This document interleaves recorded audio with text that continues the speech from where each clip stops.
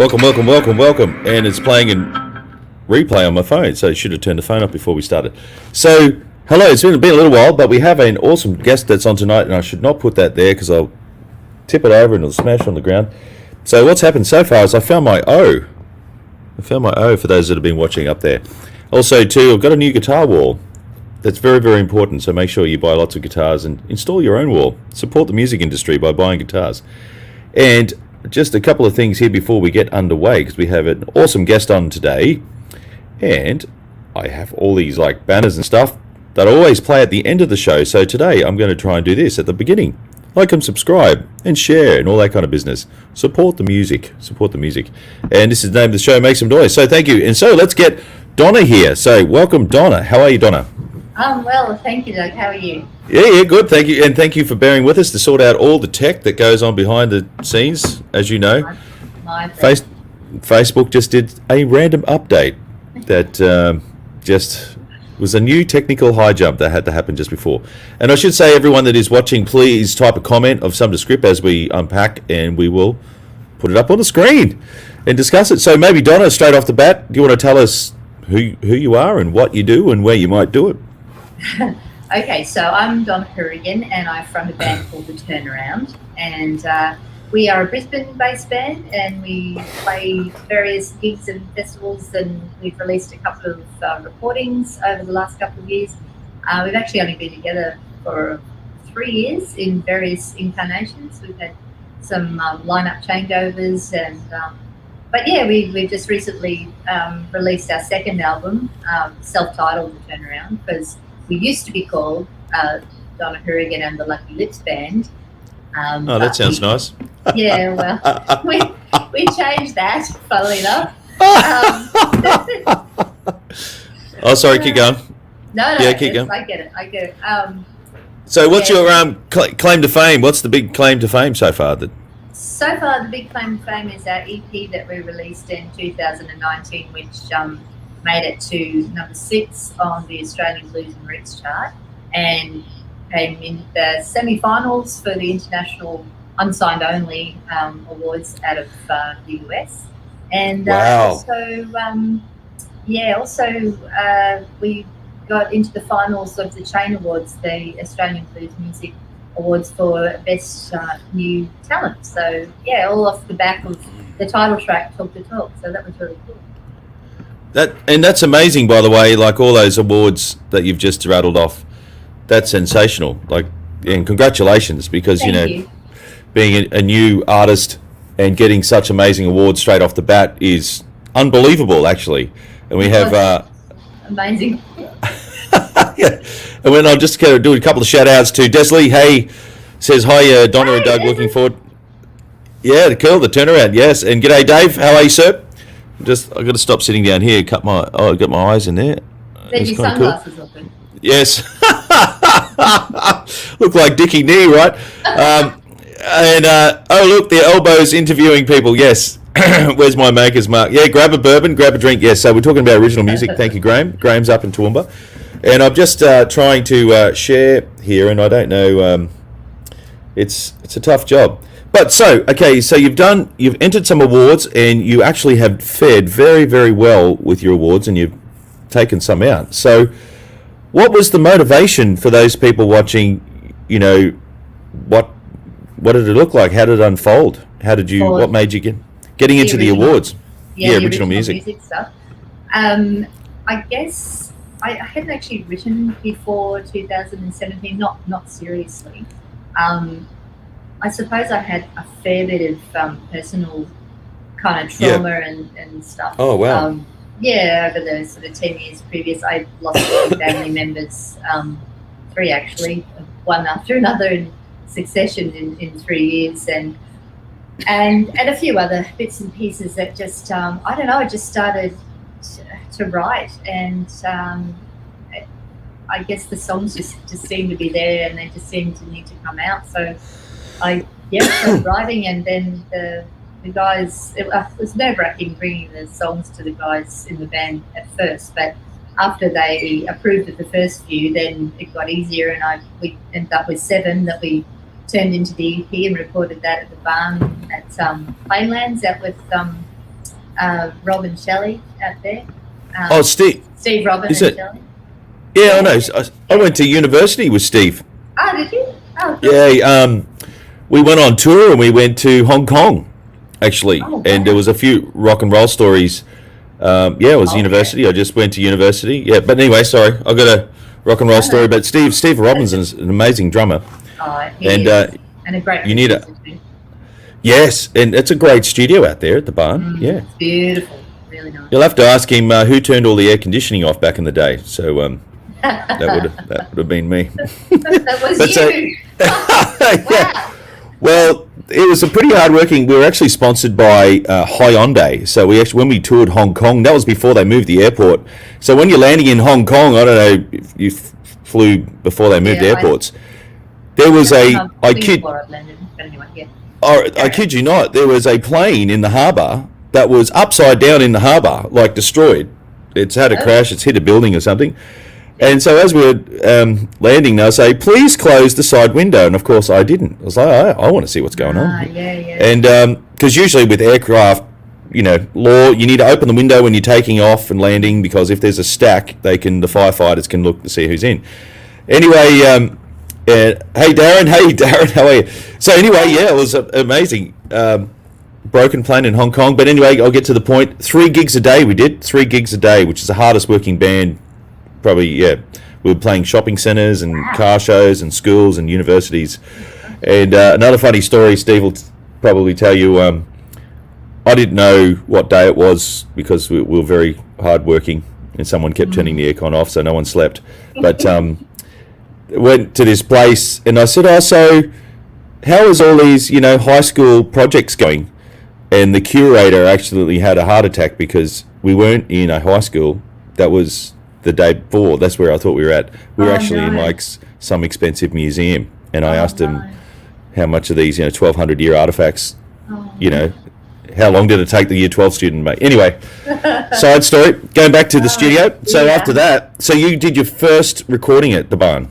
Yes, yeah. First recording as a band and as a professional singer too, I guess. Although I did do a few jingles and things back in the day, but don't we all? Sorry. Yeah, I was going to say, can you name drop any ads that we may have heard that you've sung on? You probably would remember there was a clothing company called Revolver Jeans. I had to do one for them, and I did one for Stubbies, but I think Wow. it ended up getting killed or something because it was. I'm sorry to say this, it was too sexy. So it wasn't suitable for a family clothing ad, so they had to kill it. So You're joking. That wasn't my fault. The producer was egging me on. Who's here we go. Who's interviewing? Ha. I like the story. You're welcome, Dave. That's kind of funny. Can you remember what you had to sing? So they took it off because it was too sexy. Yes, I do remember what I had to say. Why do you want me to sing it? Of course. We want to hear that. We want to hear it. Okay. When you got color moving in the right direction, Stubbies, color connection. That was it. Oh.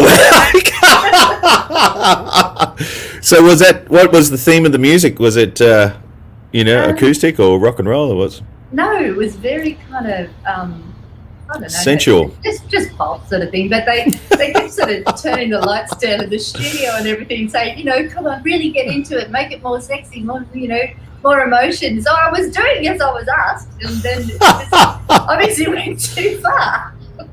Oops. Yeah. Okay, and after the so singing with that in the barn, because I know at the barn that Steve's got an analog, doesn't he? He records just He 2 does. tracks. Yeah. I can't remember the tape machine name. Yeah. So So where can we hear that recording? Where can people hear that recording? So Talk the Talk is on all the favourites, streaming and downloading places, Spotify and iTunes and Apple Music and all those places. And we've got, obviously, via our website, we have copies of it if you want to download it and actually pay money for it, or get a CD posted out to you. Same with the album from last year. So, it's all there on if you go to the Turnaround Facebook page, it'll direct you as well. Okay, cool. And I hope so everyone get that. So the name of the band is The Turnaround? Yep. That's Turnaround. Right. And Donna is an amazing performer. So the last time I saw you was just after you did an epic gig, I believe. Yes. Yeah, we were very fortunate. And I have to, as awful as COVID has been, it's made some things possible that may not have been possible. We snagged a spot at the Triffid at Newstead, and it was amazing. Congratulations. And cheers to them, because they're very supportive of musicians there and treat you very well. So we had a great opportunity to launch our second album, or our first full album. At the Triffid. So it was a huge night. It was incredibly stressful, but we got through it. There's nothing like hosting your own thing, is it? Oh, wow. And for those people who don't know, because there will be some international people watching this, the Triffid, it's owned by a very famous band member, right? Can we Powderfinger? Can we say? Well, why not? There's no rules. Just may as well just say. I mean, that's the truth of it. So, do you want to say who owns it? Yeah, well, it's you've put me on the spot now because I can't remember his name. Oh my god, I knew that would happen. Anyway, it's the very lovely fellow from Powderfinger that owns. Somebody look it up. One job. Oh dear. Okay. Yep. And it's obviously it's not Bernard. No, it's not. It's the lead guitarist, isn't it? I think. I'm having a look. Gosh. This is terrible. You should know this. You should have warned me. I have to come up with news information. Details. Anyway, so you did this amazing gig, and so full house, obviously. Yeah, well, fullish. It was COVID, and sadly we had to distance everybody, and no one was allowed to dance. And it was November last year, so unfortunately we snuck in just before they were actually allowed to admit single ticket purchases at the door. Like, they couldn't do that, so people had to buy like tables, and all this. So it did. There you go. Yes, I know it's Powderfinger, Darren, but what's his name?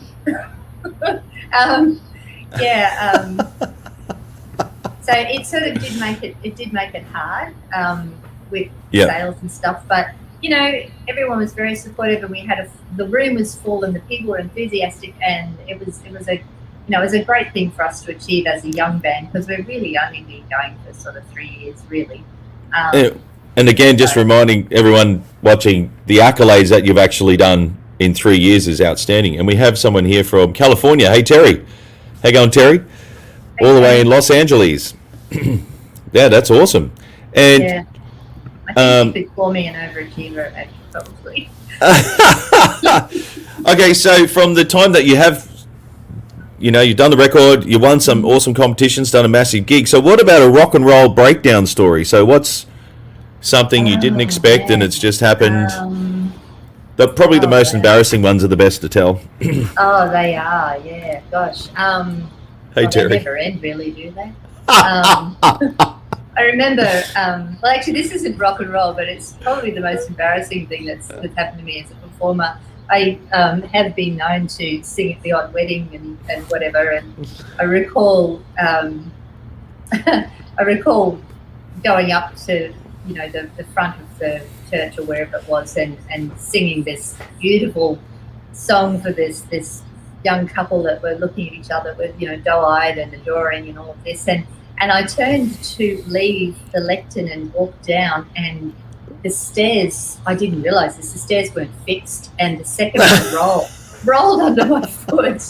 And as I went down, in the middle of this church, I went, "Oh, shit!" really loudly. Oh. And I was like, am I allowed to say that on Facebook? See what happens. So, exactly. So that was really, really embarrassing because, I just collapsed. And 1 minute I was there in everyone's full view, and the next minute I was gone, rolling down the stairs. It was terrible. But anyway, wow. Yeah. Well, a horror story, well, it's not really a horror story for me, but this actually happened at a wedding I did years ago. I assumed it was a Greek wedding, and I've done a Greek wedding before, and they have this like little situation where they bring out the plates and they smash them. So I was at this I was at this in the center stage, and they asked me to come down. I had the microphone, and I handed over because I was the wedding singer. Cool. And had my guitar on stuff, and they say, cool, and we're going to give this plate. And I was like, okay, cool. So here we go again. So I grabbed the plate and I smashed it. No. But it was not a smashing plate. It wasn't even a Greek wedding. So, yes, it was rather embarrassing. So I had to quickly sweep. Oh, probably bad bourbon. Yeah, but, rock and roll. But what about, what's another exciting situation that's happened with you? Well, maybe even last week, Thursday and Friday, we spent shooting scenes for a video for one of the songs from our latest album. The song is called Cheeky. There you go. Oh, there we go. Thank you. Thanks, Des. Always can rely on you. She's my wingman. Awesome.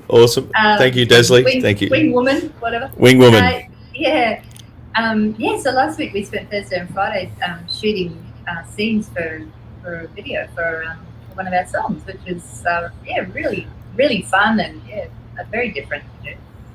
So how does that look? You know, from the people who haven't shot a video clip, did you have to spend time? Because I'm assuming it was outsourced. So did you have to storyboard it and maybe and get different scenes and shoot it? And do you have any props? Can we look at props as well? I do have props. I can show you props. So it started because the guitarist in the band is my son Joel, and he did a bit of time at Griffith Uni doing film and TV until he decided it wasn't exactly for him. So, but in that time, he made some really good mates and a very beautiful girlfriend who has completed the Griffith course, and her friends and graduates from Griffith, I got together with them and said, would you guys be interested in shooting video for one of our songs and play? Awesome. Yeah, and they were keen because they're all looking for experience and lift their profiles and stuff like that. So they came on board and I played them Cheeky, and there's a particular riff that Joel does in Cheeky that's a bit kind of James Bondish, and from that they got this whole idea about me being a double agent and there being a spy and all this sort of thing. So yes, there's all sorts of stuff going on in this video where I'll show you. This is one of the props. Did you wear revolver jeans while you're shooting this film? I did not wear revolver jeans, no. So what prop is this? This is dynamite. I'm going to do it that way, that's right. And if you hold it up a little bit, I think. A little bit higher, can you see? Yeah, that's right. No, yeah, there we go, perfect. There we go. Hey, so this is dynamite, and because at one point, it's the band is in danger of being blown up, and so that was the topic to that.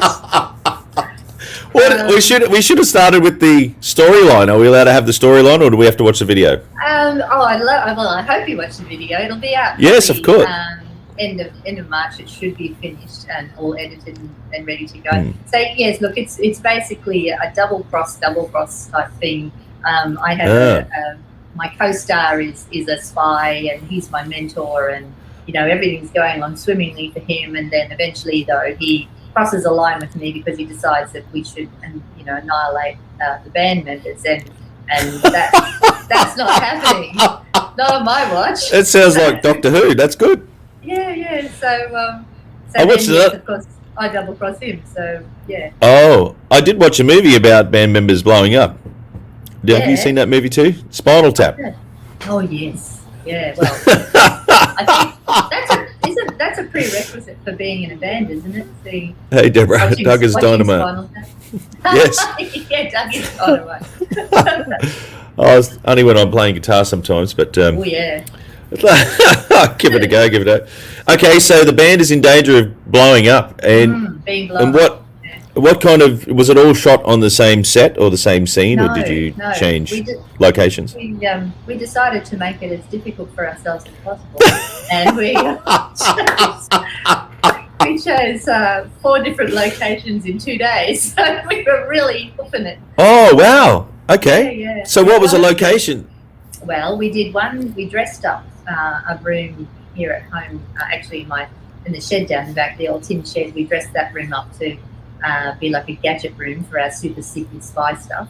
And Oh. then we trucked into the Brooklyn Standard, and we did a bit of performance stuff there, and a little bit of more, I guess, espionage,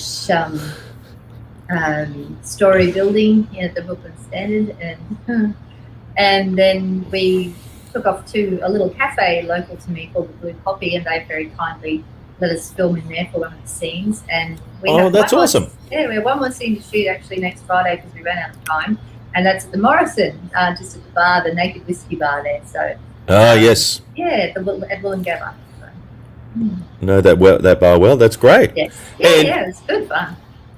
And you, from this video clip, are you going to maybe push that out into some Yes. competitions or something Well, like that? yeah, it'd be nice to. I'll see how we go. You know, it's a very competitive world out there. But yeah, the video. I'll put the video up for, and I'm sure the Griffith guys will want to put some video up for whatever awards they can, or whatever competitions they can put it into. So yeah, but mostly it's about, you know, I guess lifting the band's profile, making us more visible, and just enjoying, you know, being in the music industry as much as you can in these weird kind of times. So, you know, because you can't gig all the time or as much as you used to. Yeah. But it is getting better, especially in Brisbane. But just doing other things, you know, too, to kind of expand your profile. So. Yeah, doing something different. And I like what you said there, getting involved with other people, and it's great that you had Yes. local businesses assist with making some local, you know, video clips. I mean, because once it goes out, you know, having a conversation, hopefully people will go to that cafe, support local business, you know. Yeah, that's right. Yeah, that was lovely. They were very helpful. And so just unpacking the brainstorming before you did the Sure. video shoot, did someone direct the scenes, or did you do that blatantly? The reason I ask is a friend of mine, Mr. Simon, I just call him Simon because he works on like Yamaha motocross videos, quad. Yeah. He does Toyota. Actually, my camera guy, Andy Keys, he was in the Toyota ad. You know, what a feeling, you know. Yeah. And because he said, I'm in the Toyota ad, and I was waiting for this like massive segue to him, like it's all going to be about him. And he was only on there for about half a second. But good story. Spent all day there filming, but I was only on there for a little bit. But anyway, I just asked because there is, you know, the whole theme of tonight's chat is unpacking this process of directing a video shoot. Yeah. As you know, live streaming is just point and shoot right now, but to create something, how did you have that conversation with the whole band, talking around table, drawing out? Well, there were a few meetings with the Griffiths guys. They're graduates now, but I keep referring to them as Griffiths guys, uni kids.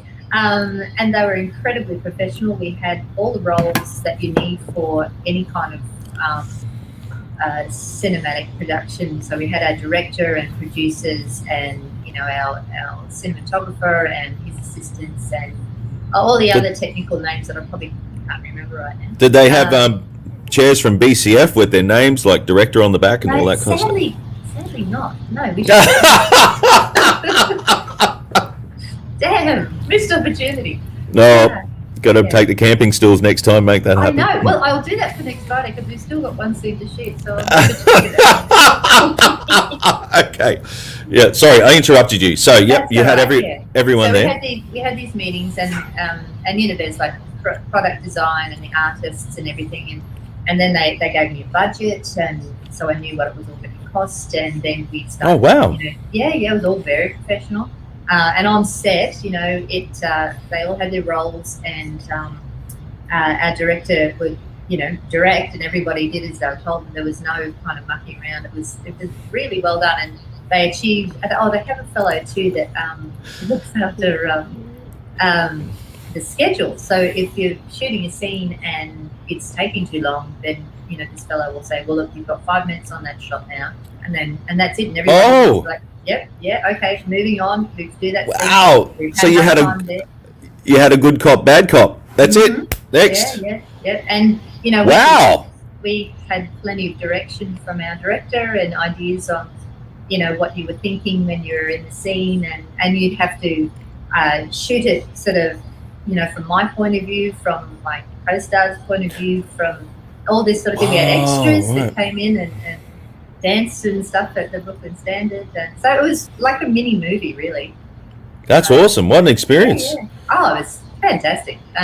Actually, a friend of mine lent us her house and one of her rooms because we needed. There was also a kind of I guess when I come home late from a gig and I walk into my house and all sorts of crime and shenanigans ensue. So it's a lot of fun. The fellow that is sort of co-starring, I guess, if you want to say that kind of thing, he's hilarious. He's just so good at what he does, and it's going to be a hoot. I can't wait to see it. We know it's in the hands of the editor, and she's looking after that, so I just can't wait to see how they put it all together. So. But it's so exciting to learn about the work that goes in before making a 3-minute thing, because there's a lot. They gave me a script and everything, and we went through and broke it down into what we needed to do with it, and time, and what that's amazing, and costuming, and all this. I think I had to travel backwards in time to be a younger version of myself. I don't know how successful that was. We tried. Maybe you could wear the revolver jeans. Oh God, yeah, that's right. Or the stubbies. Oh my God. Maybe, that'll be funny. So anyway, I think I ended up with 3 different costuming things and different makeup and hair, and it was full on, but it was great fun. So here's a good question. So how long did makeup and hair take, and whose fault was it for taking so long? Mine. I had to do my own. So if it looks bad, then you got to blame me. It wasn't their fault. So it was pretty fast, really. I had to be, because it was like you break for lunch and have lunch and change costuming and makeup and everything, and then back to it. So they were very, very professional, and we had a schedule, and it all ran like clockwork. So they're really, really good. That's awesome.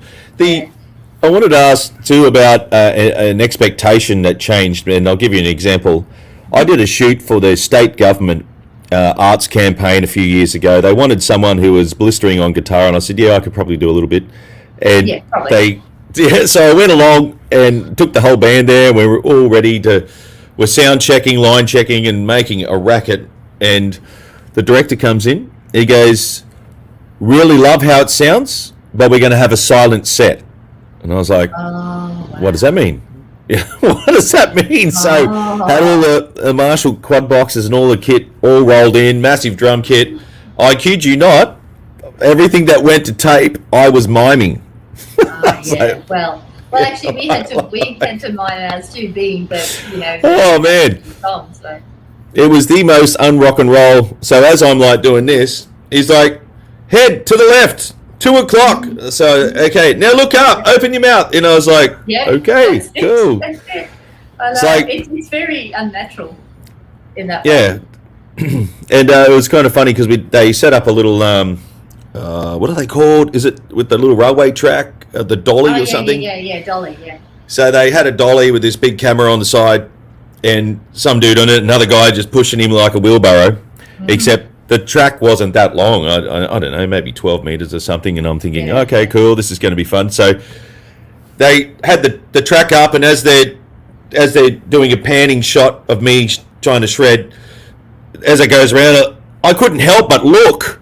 Like, what's going to happen with the go-kart? Is it going to fall off and die? And like, dude, and I was waiting, and they got so pissed off at me because I couldn't stop looking. Like, I was like, I'm faking, and where's the go-kart? And I was like, stop looking at the go-kart. Stop looking at the go-kart. Just do your thing. Anyway, so my question is, my expectation is I was going to shoot a video clip for the government, and it's all about supporting live and loud, and it's kind of funny, but the truth is, on set, my amp wasn't even turned on. So was there some experience that you had that just blew your expectation out of the water from this shooting? a film? Well, with the live performance part, we were at the. Darren was miming too, was he? Darren was miming. Although we did have some sound. It wasn't. We had some sound, but I didn't. I had no fallback or anything. It was just I was just singing, and we were listening to the track as it was as we were miming and performing it. Joel, I think, my son Joel, who's our guitarist, I think it was probably he had to really like fang into it in his solo, and which is not normally the way he plays. He's not as full on as that. And when they were shooting his solo, they just kept egging him on, and in the end, I think he ended up cutting the tips of his fingers on his strings because. Yeah, it was. Oh wow! Playing so hard to get them the look that they wanted. This amazing, over the top sort of solo. So, yeah. Wow, that's kind of cool. Okay, so that was one expectation. Any other expectations that were demystified?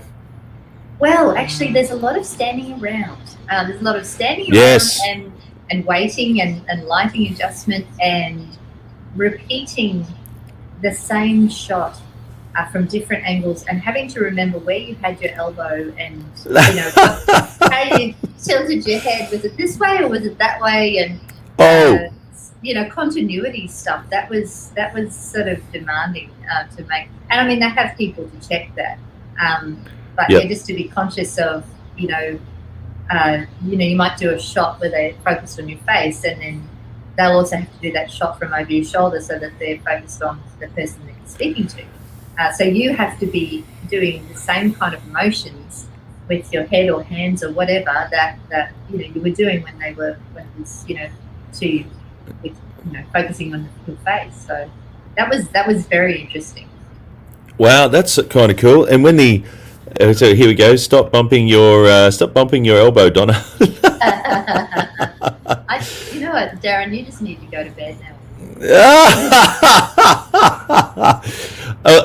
Another thing that was sort of demystified when, as I said to you, I was doing this. It was a pretty big budget actually.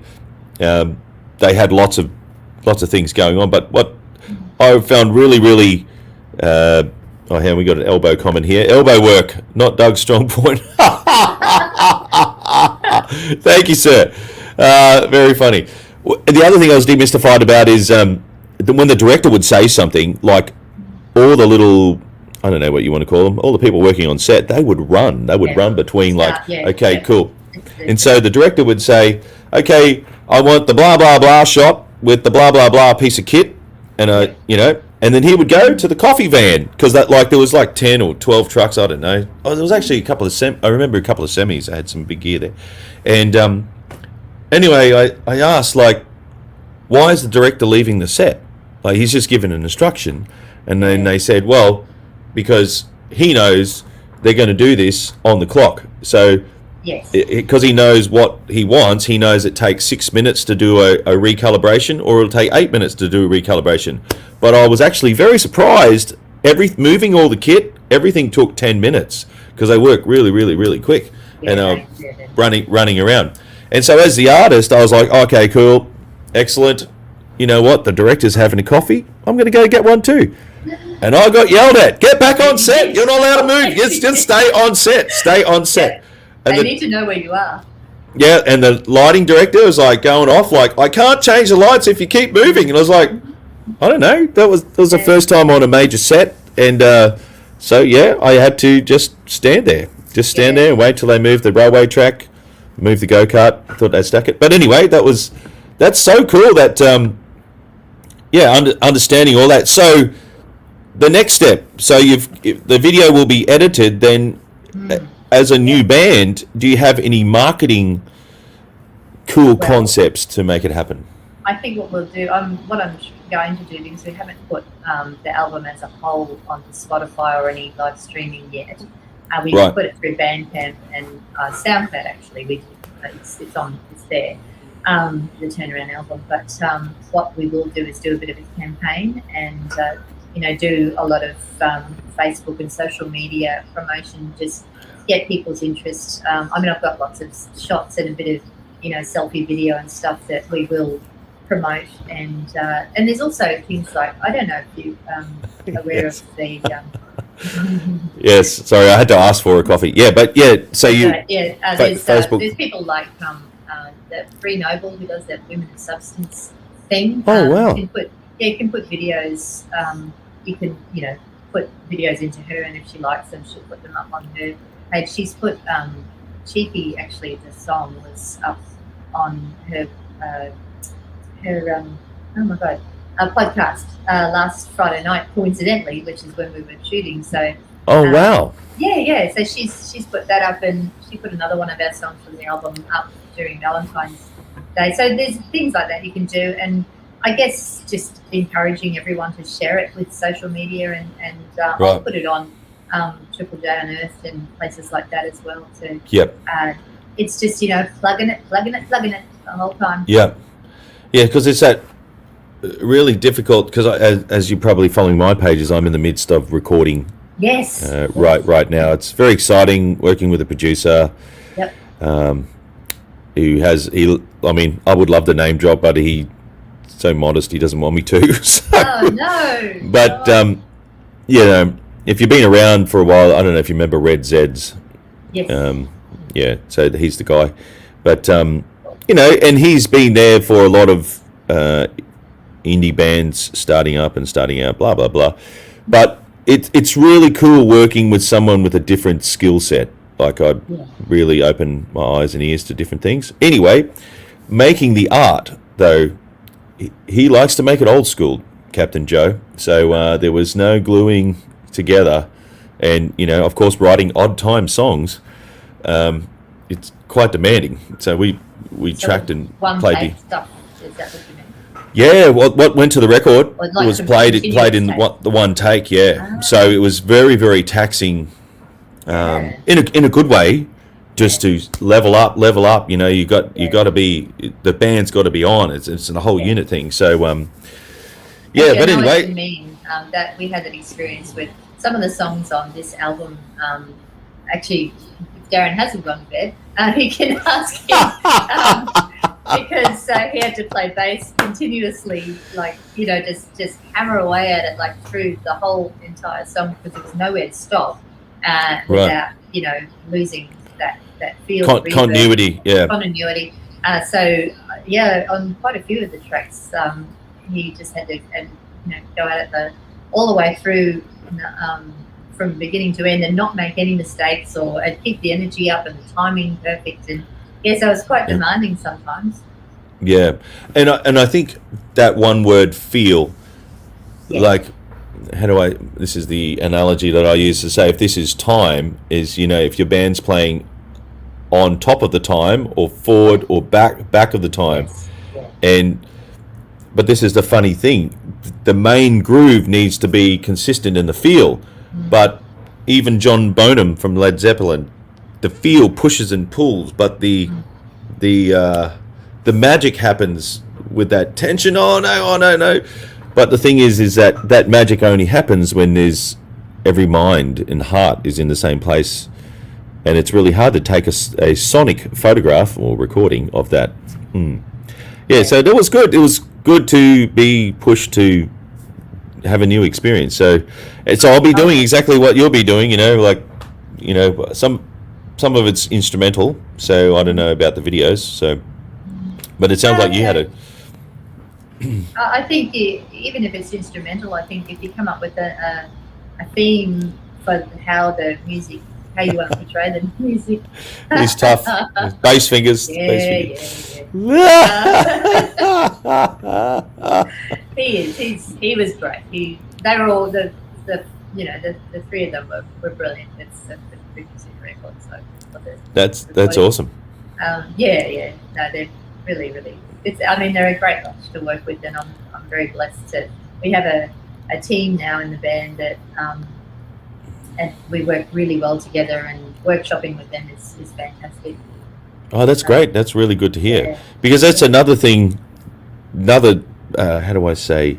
It's a pillar of an artist is you need to have a team. So everything that's made has to stand on something. So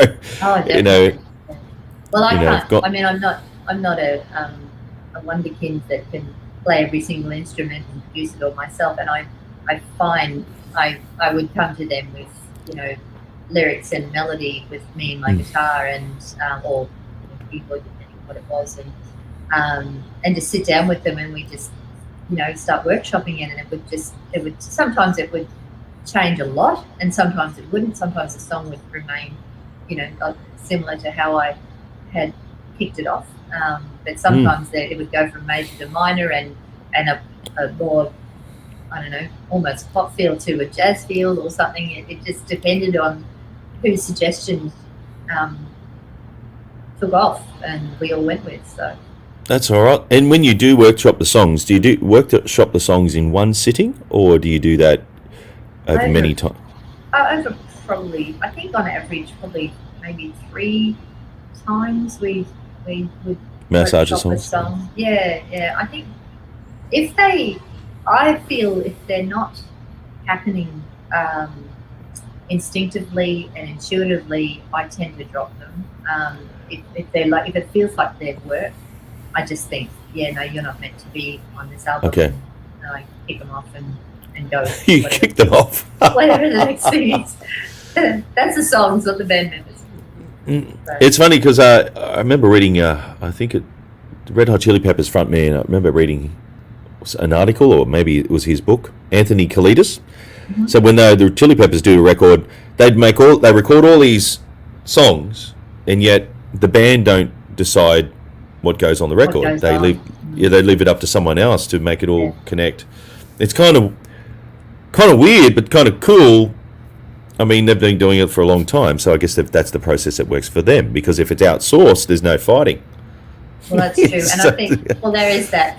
And I suppose, you know, if someone was to say to you, well, to me, I suppose it's become more obvious that Cheeky is probably like the single or the one of the most popular, just from getting feedback from other people. And so that sort of became obvious. But when you write them yourself, they're like your children sort of thing. It's hard to choose favourites, you know. So you're not supposed to have favourites. Yes. I think I can understand that process where, you know, your record company or whatever would take over and go, okay, well, these are the songs that we think are strongest, and they gel together as a cohesive narrative for this album. And did you like that cohesive narrative? I thought that was good. Yeah, that's a good. I'm going to write that down, actually. I got well too. Well, oh, that's good. And I remember, I'm just name dropping now, talking to Nuno about More Than Words, because that was the biggest radio commercial hit, and everyone thought they were an acoustic duo of some descript, and yet they were like extreme, were like on the fringe of this awesome wave of funk and metal, but they were competing with not new metal, but what's Nirvana? Grunge, you know, grunge, like that was the biggest wave way back in the day. So you know, but it was good though. It was good.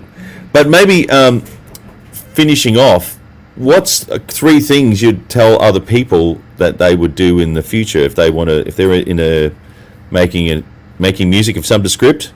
What kind of advice that you would tell artists of tomorrow about making music and recording music and moving forward? And videos.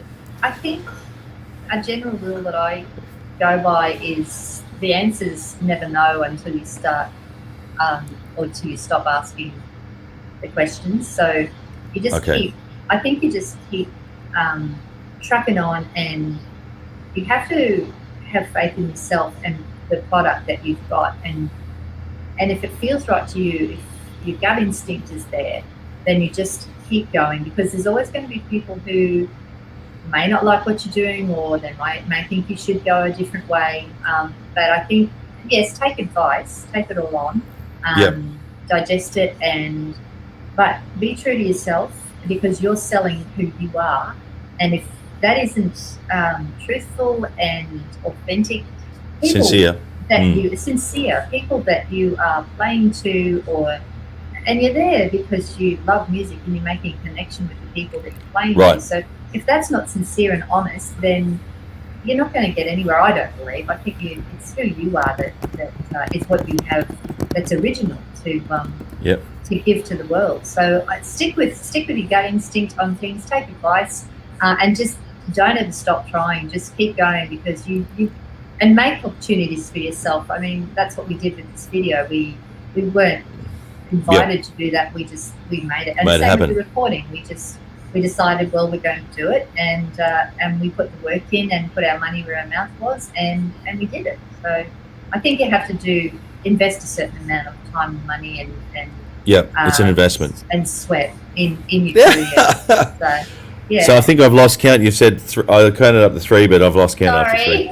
So you said keep trucking along, be sincere, Believe have in faith, yourself, faith in yourself, try something new, create your own and opportunities. create your opportunities, and make sure and invest. It's an investment if it costs money, Yes. because so you only get what you pay for. Yeah, And well, this is true. Yeah. and I heard this really profound thing this morning, and I just thought of it, and I've just forgotten it live on air. So We didn't what was have it a this toast. morning? We're going to have a toast. Oh yeah, we had a mug competition. Who's got the best mug? Well, you have the best mug. But yours has got the best story. What's the story of your mug? This. I've got to go. Oh God, I don't know which is my left and right. This way. There we go. And this is one of a glass from a set that my father left for me. My father passed away. Sorry to hear that.